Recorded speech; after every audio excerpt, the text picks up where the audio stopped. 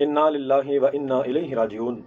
ये एक वीडियो मैं आपके सामने रिकॉर्ड कर रहा हूँ। आप इसको सुनेंगे और देखने के बाद फैसला आपने करना है कि क्या मैं सही कह रहा हूँ या कि मैं गलत कह रहा हूँ। मेरा एक दोस्त है, मेरा एक जानने वाला है, वो प्रोफेशनल नात खान है।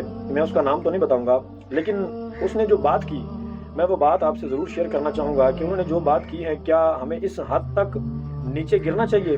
क्या हमारी अकल, फरासत, हमारा दिल, दिमाग, क्या ये इस चीज़ की इजाज़त देता है कि हम यहाँ तक भी बात कर दें कि जो कि सुनने के बाद हैरान करने वाली है?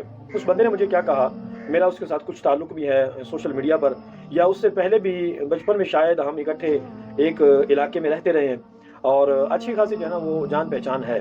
अब बेसिक मैं अल्हम्दुलिल्लाह, अल्लाह का एहसान है, मुझे 7 साल हो गए हैं, मैं जो है वो इमामत के फ़राइज़ सर अंजाम देने की कोशिश कर रहा हूँ। 7 साल से मिंबर रसूल पर और मुसल्ला रसूल पर मैं अपनी हाज़िरी, अपनी ड्यूटी देने की कोशिश कर रहा हूँ। अल्लाह पाक कबूल फरमाए और अल्लाह इसमें मुझे इखलास अता फरमाए।